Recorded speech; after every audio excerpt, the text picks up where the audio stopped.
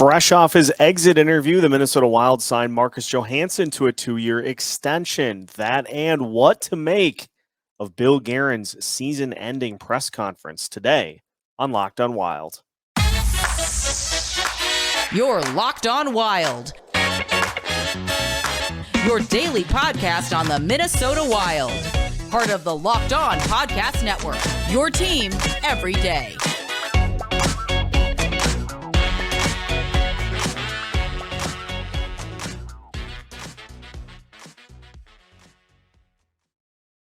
What's happening, everybody? Welcome to another episode of Locked on Wild, your daily Minnesota Wild podcast, part of the Locked On Podcast Network, your team every day. Thanks for making Locked on Wild your first listen each and every day. Make sure you subscribe on YouTube and your favorite podcast platform so you don't miss out on any new episodes throughout the week. Today's episode is brought to you by Game Time. You can download the Game Time app, create an account, and use code LOCKEDONNHL for $20 off your first purchase. On today's episode of Locked on Wild, we'll tell you why Marcus Johansson's 2-year extension with the Minnesota Wild is a good move while also not jeopardizing any future plans over the next couple of seasons. And we'll discuss why everybody's right in the Bill Guerin versus the media season-ending press conference that happened yesterday. My name is Seth Topal, your daily Minnesota Wild insider, and before we get to the media melee from yesterday at Xcel Energy Center, let's talk about Marcus Johansson and the 2-year extension that he signed with the Minnesota Wild. 2 years, $4 million total, $2 million average annual value, and look, it's pretty obvious after what we saw in the first go-around with Johansson on the team. That was a couple of years ago, back in 2020, 2021. He just was not healthy and was definitely fighting a few things, just didn't look like he had that speed element and was just kind of struggling to really fit in on this team. And so he leaves for a couple of years. The Wilds target him at the trade deadline. He comes in 18 points in 20 games. He has 6 goals, 12 assists, provides some amazing chemistry with Matt Boldy and Eriksson. And it just did not capture that same magic in the postseason because obviously Eriksson injured. He didn't play. Freddie Gaudreau not able to bring that same element to that line that Eriksson did. And so those guys just not able to perform on the same level, which is why the Wild ended up losing to the Dallas Stars. It was just a collection of players that just did not live up to what they needed to do, especially as that series wore on. Nonetheless, I think it's a good signing. $2 million is not a price point that really kills you. Obviously, money is short these days, and the Wild have a list of needs that they need to go look at. But let's look at what Marcus Johansson is at this point in his career. He is a complementary piece. He has shown that he's capable of playing a top 6 role. And he gives you a speed element that can assist, especially with a guy like Matt Boldy, who is not the fleetest of foot himself. That combo worked. And so it's not a surprise that Bill Guerin targeted that Marcus Johansson, that is, as the elements of all these playoff acquisitions, the one that could be retained.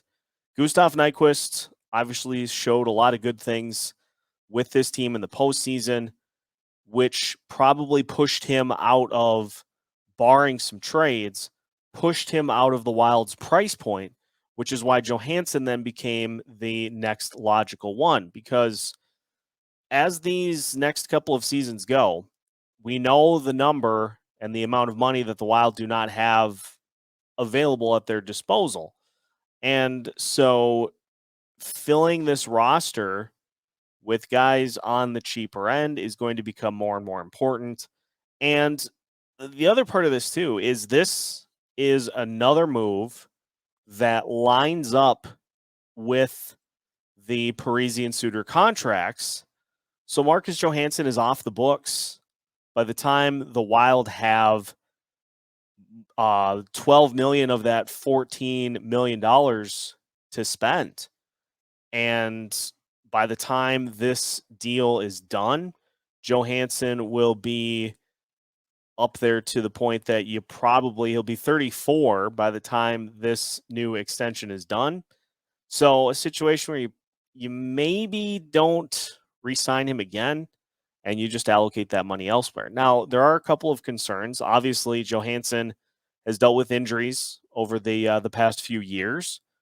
And so there's a worry there. But I think the Wild just got such a polar opposite this second go around with Johansson and what he was able to contribute to this lineup as opposed to what they got the first time. He obviously is a well-liked player in the room.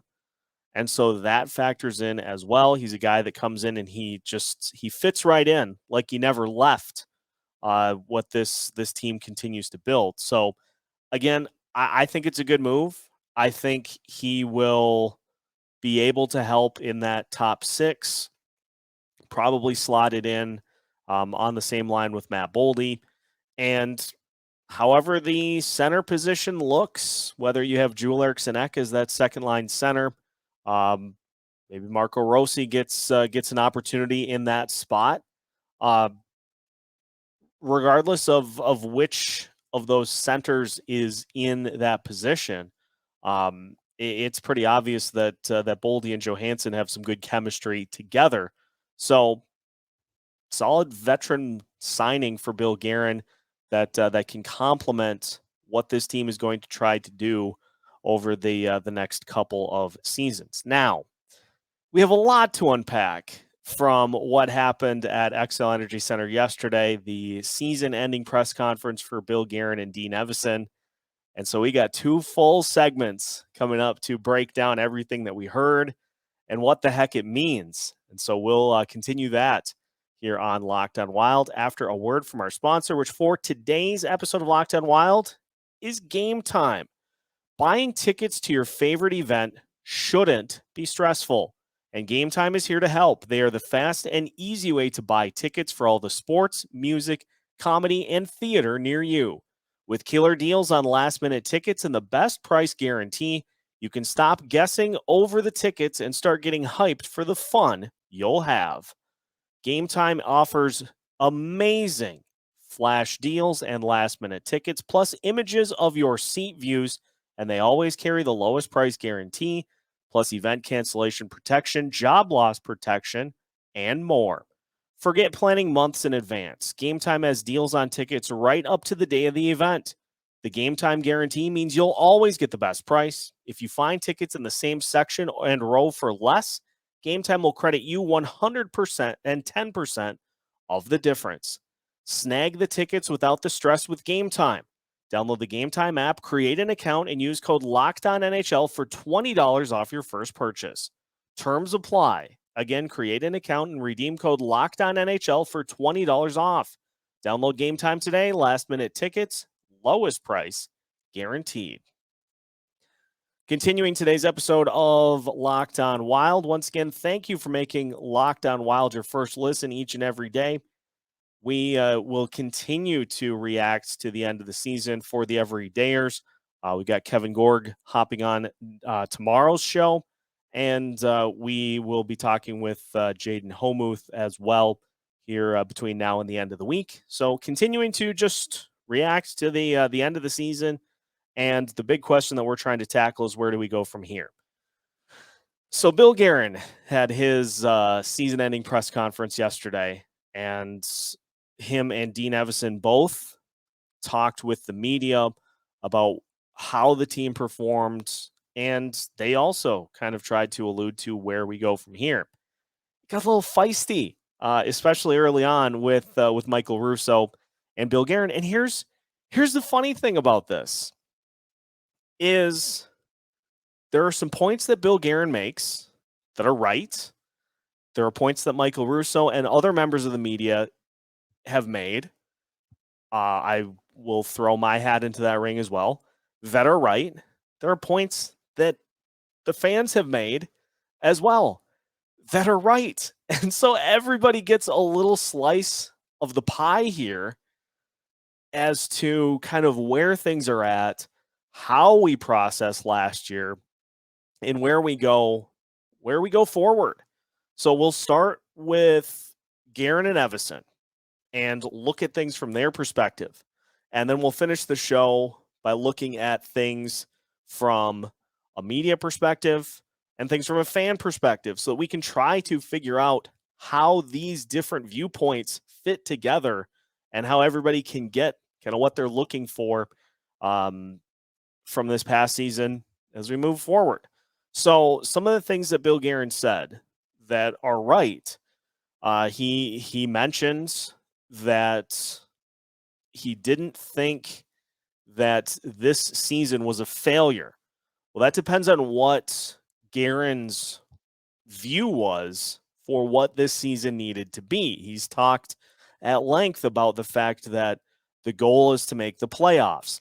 And if Guerin is operating while also acknowledging that this team is playing with $14 million in dead cap money, if he is viewing this as this team is getting this roster to playoff caliber, while also then acknowledging that the money that is not available is probably the difference between them moving on and not, then in that instance, he's probably right that it was a team that made the playoffs, but it was a team in which those limitations just are too much to overcome. Some of the other things that Guerin said that I think ring really true is that this narrative of first round exits, which we'll talk about in a second, because it's not a narrative, it's a tangible thing. The amount of first round exits that this team has had in a row, and Guerin fired back with, our goal is not to win a first round playoff series. The goal is more. And he's right, is that you don't really get any sort of recognition or reward from winning a postseason series because your reward is likely facing a more difficult team in that second round and then a more difficult team beyond that, either a more difficult or a hotter team. And so there's no congratulations, there's no medal awarded for winning a postseason series. And so in that vein, Bill Guerin is right. The aspirations being higher to needing to win a Stanley Cup, and Guerin essentially acknowledging here that it's going to be hard to do without that full allocation of money. And why are we at the situation where we have $14 million in dead cap money? Is because Zach Parise and Ryan Suter needed to be removed from the equation. Bill Guerin knew that. He has stood firm as to that was the right decision, especially now with some rumblings that Parise may be down to either the Islanders or that's it for this season. Looking like that might have been one where had Parise stayed, the cap recapture would have bit you in the rear end. And so Guerin has been adamant that decision, those decisions, were the correct decisions, and this team was going to have to deal with the ramifications of those contracts. And then when the contracts are done, you have the buyouts after that, which is that minimal hit to the cap, $833,000 per player. And so we are seeing this team not able to get to that next level with that $14 million just sitting there not being available to use. That's a situation where when the Wild have that money available, you can throw that at one or two real solid players to add to your mix. to where maybe you find a guy. Number one centers don't grow on trees. They're not easy to come by. But 7 million, 6.5 million players, that's not nothing. And so if this team continues to be a playoff caliber team, and then you throw that in, then you're talking about a couple of players that can make an impact to get you over the top. But we also are seeing with this playing out is what happened last year.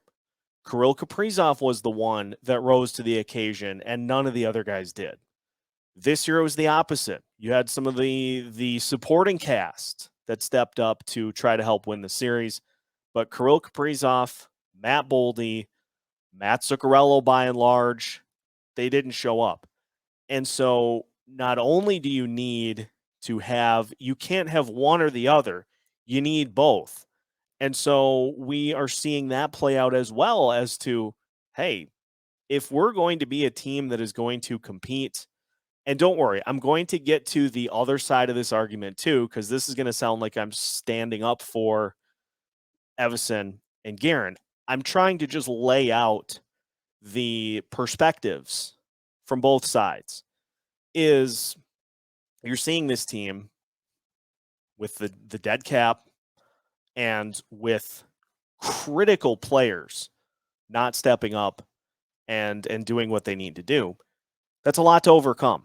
That's a lot for this team to overcome. You also factor in losing your top center, losing the top penalty kill weapon, your net front presence on the power play.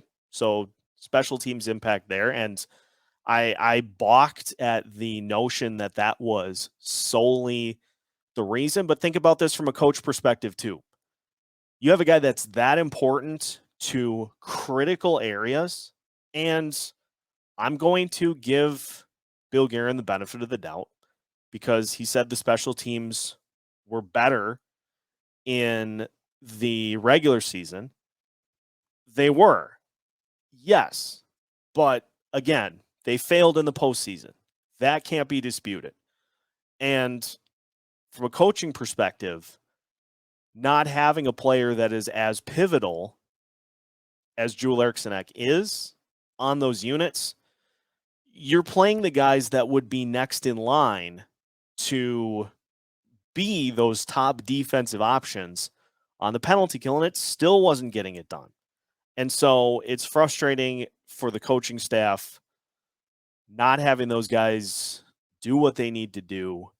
And so from Guerin's perspective, it was a team that, given the restraints, made the postseason, and we saw this team get as far as they could under the limitations they had. And from a coaching perspective, from Dean Evason's perspective, because I think the fact that Dean was with Bill Guerin, like it or not, is a situation where I don't think we're going to see a coaching change here over the at least for this coming season, with the fact that Dean's got 2 left on his deal.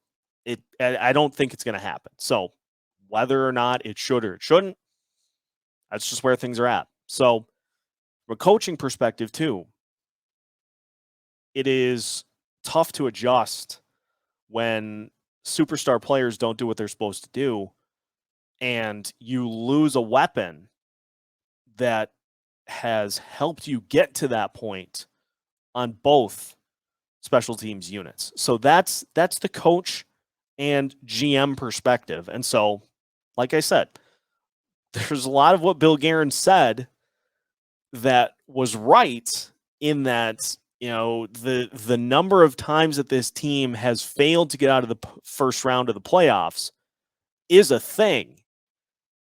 But this team is not building towards winning a round and being satisfied. They're trying to get all the way up the mountain. And that's fine. That's well and good. The intentions behind that statement are noble. But we're going to go devil's advocate here into what Michael Russo was pushing, what Joe Smith has wrote about for The Athletic, what all of the voices that have covered this team have said in the days after, is that you can push the first round exits into the closet as one of the skeletons. They're still there. And so we'll flip it and we'll look at this from a fan and from a coverage perspective as to some of the things that Bill Guerin said to wrap up today's episode of Locked On Wild after this. Final segment of today's episode of Locked On Wild. Once again, thank you for making Locked On Wild your first listen each and every day. We are your team every day. And continuing to recap some of the things that were said at the season-ending press conference by Bill Guerin and Dean Evison. So, from a fan perspective, from a media perspective, Michael Russo talking with Bill Guerin in that presser, and things getting feisty right off the bat, because as Michael Russo alluded to, this team has had problems getting over the hump.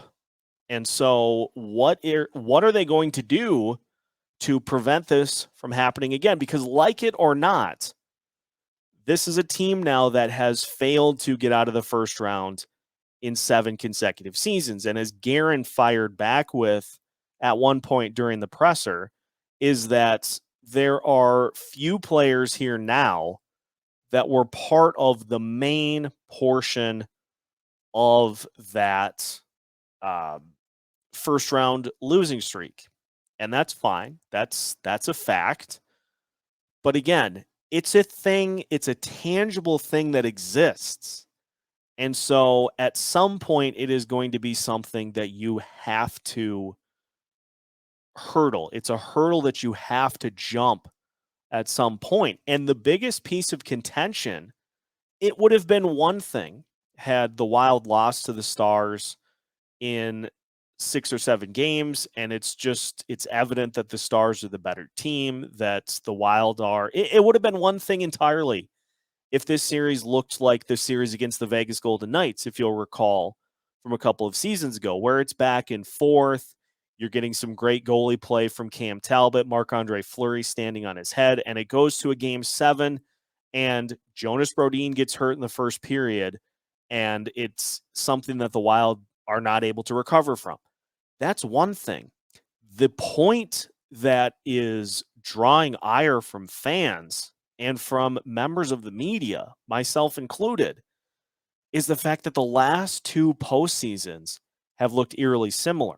You had last year a 2-1 lead in which the Wild lost 3 straight, and the final 2 games of the season, the Wild looked like a team that had no answer. They looked like a team that was tense, that just did not have anybody that was ready to step up and try to kind of will them away from that.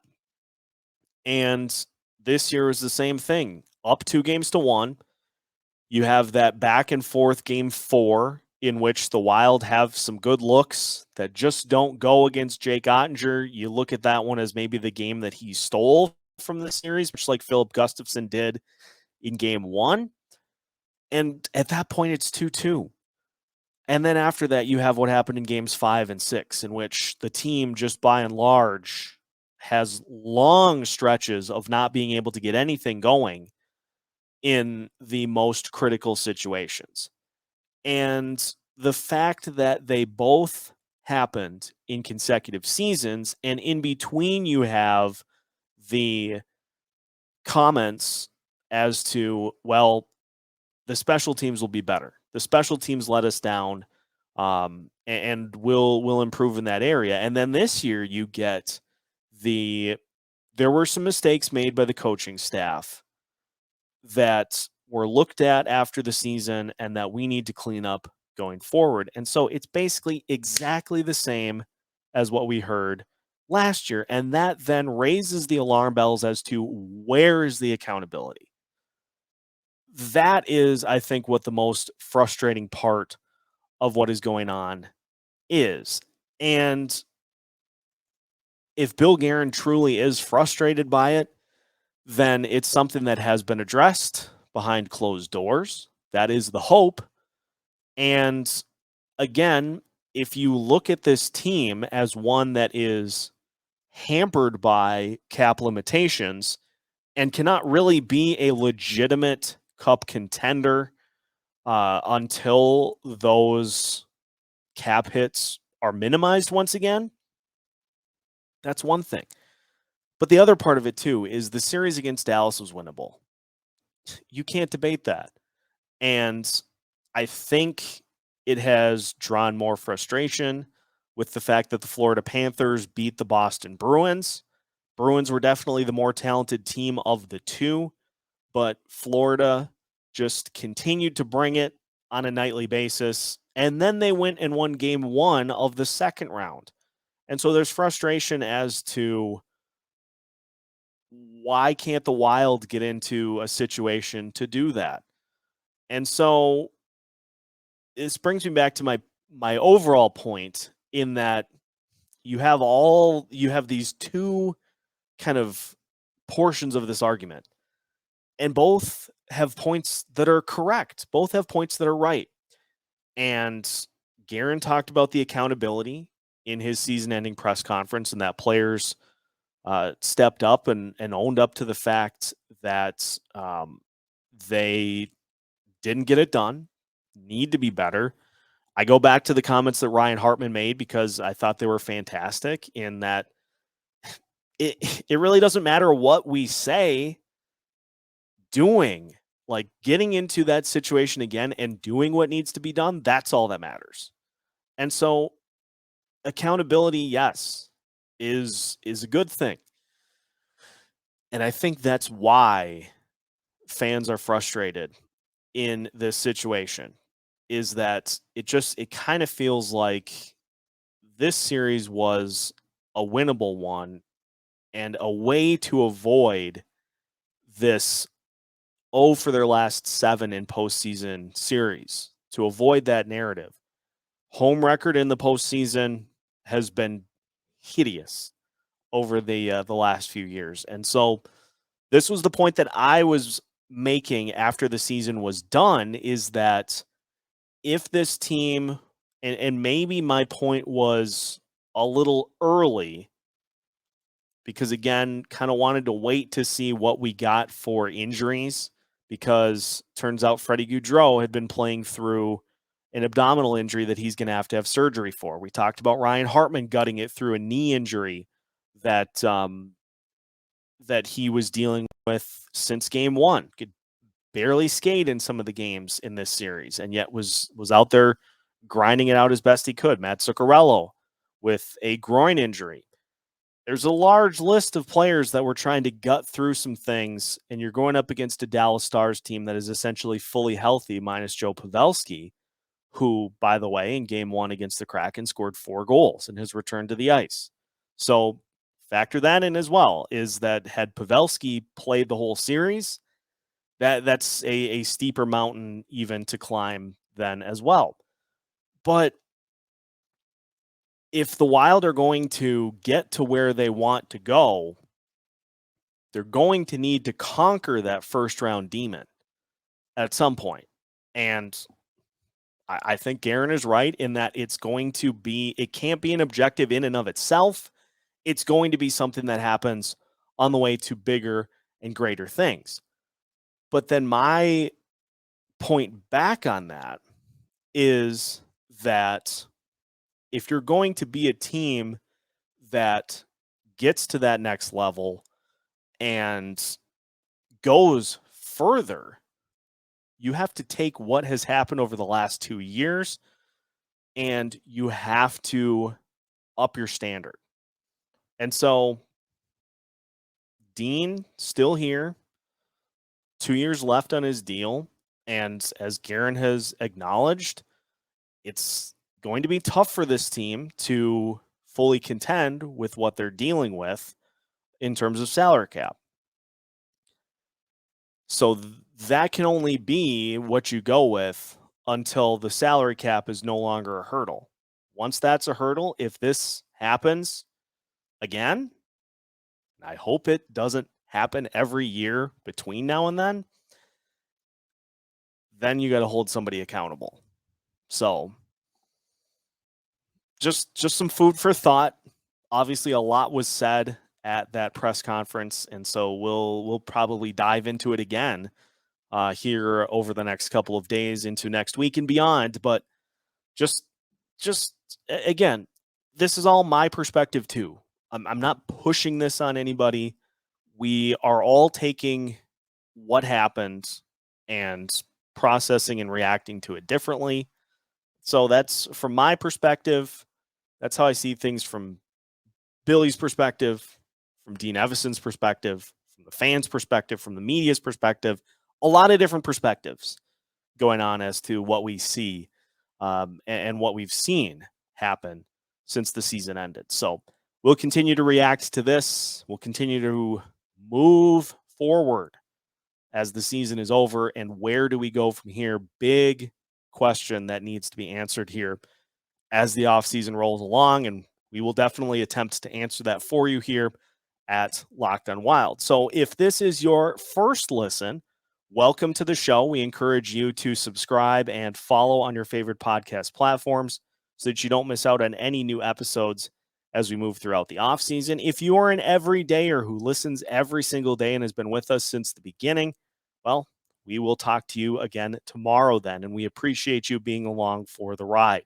Whichever category you fall into, make sure that you don't miss out on any of our new episodes by subscribing and following on Locked on Wild so that you don't miss out on any new content. We have new episodes every Monday through Friday as part of the Locked On Podcast Network.